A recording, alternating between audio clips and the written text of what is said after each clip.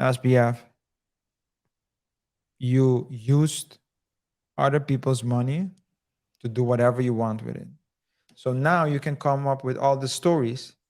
No one believes you because if you really cared for the interests of those people who invested their time in you, invested their money in your company, you would have put a corporate structure in place. You would have managed the company or managed their funds with more uh, respect, with more due diligence. You failed to do so.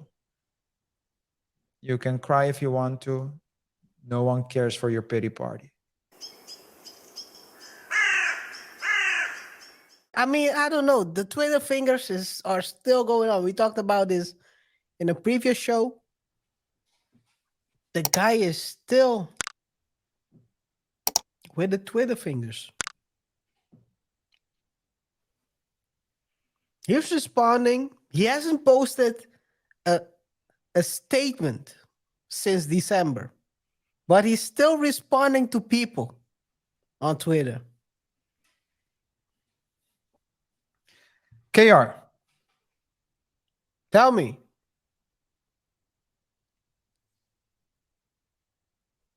who do you think is his tweet advisor?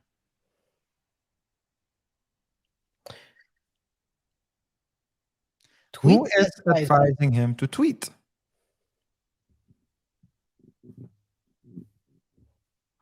First of all, I would say no one. But if I would go to someone who's talking too much, singing too much, self-snitching, if I wouldn't know better that they were locked up, I would say Young Tuck. Yeah. Let me guess. It's probably the wrong answer, right? Well, I had someone else in mind. Who else? Well, I had two people in mind. But the first one is too smart. So he does tweet, but he doesn't incriminate himself. Who's that? The unk. That's Trump, of course. He's the one with the Twitter He's not finger. tweeting anymore. No, no. Well, that's but the second one, this made so the other person that his is that he made me think of is Ye.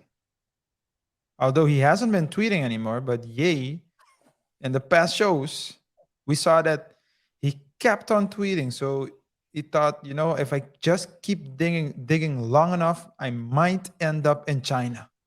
I might end up in the other side of the world. Or struck oil, or struck gold. Whatever it Strike may be. gold, strike gold. Wherever it may be. He Well, struck something else. He struck a particular religion.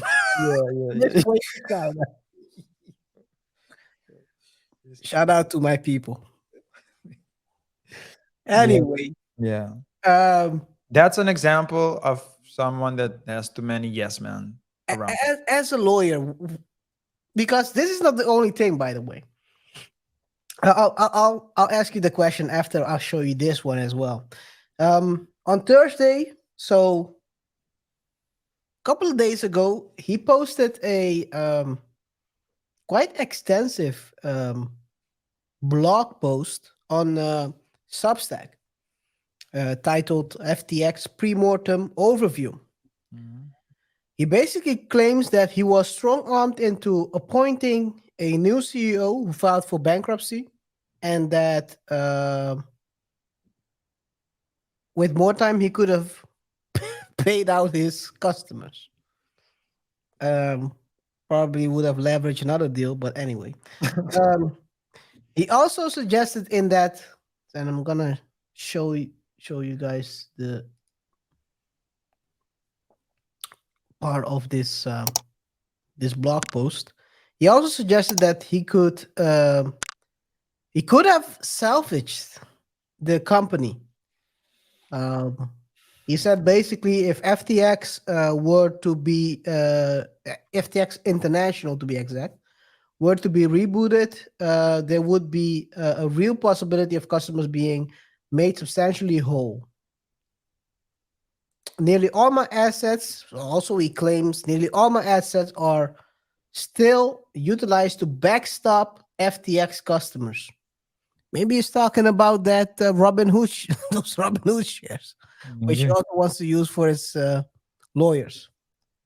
I have, for instance, offered. Oh yeah, he's talking about it. I've have. What he said is, I have um, offered to contribute nearly all of my personal belongings, including my Robinhood shares. So it's a bit split. He might want to give part of that up, but I guess Yeah. not all. Yeah. I think so. In financial companies, oftentimes you have a investment committee, and the investment committee.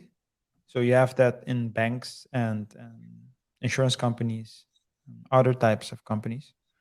But they are very essential in the investment policies. So what happens is that, or at least not creating the investment policies, but making sure that the investment policy is being adhered to. So an investment committee oftentimes consists of various employees within the company, within the organization, and they have one purpose in mind. They have one main task, one main purpose in the whole organization, and that is to approve or deny. Sometimes they can approve or deny loans, approve or deny investment requests. So Hmm. sometimes their decisions are definitive. Other times their decisions are more advices to, let's say, the company itself, right? Again, these are all concepts that come with the corporate governance concept, the corporate governance, a corporate governance organization, or at least an organization that has a corporate governance structure. It's a better way to formulate it. This man didn't have anything, so basically he was deciding to invest. So he was deciding on his own to put a bunch of millions into companies, to buy shares, to buy buildings, to buy houses. Nothing was, uh, from what I understood, passed, um, was audited or controlled by an audit committee. That on itself is a very risky way of managing other people's money. You can say whatever you want, give money back. First, you say it's your money, then you say you're willing to give it. Come on. You, and with you, I mean SBF, you used other people's money to do whatever you want with it. So now you can come up with all the stories. No one will believe you. No one believes you. Because uh,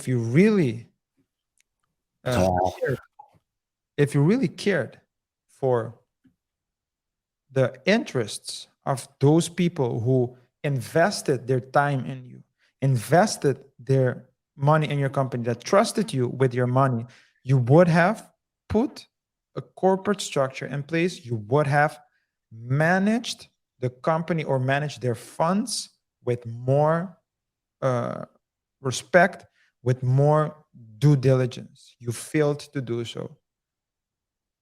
You can cry if you want to, No one cares for your pity party.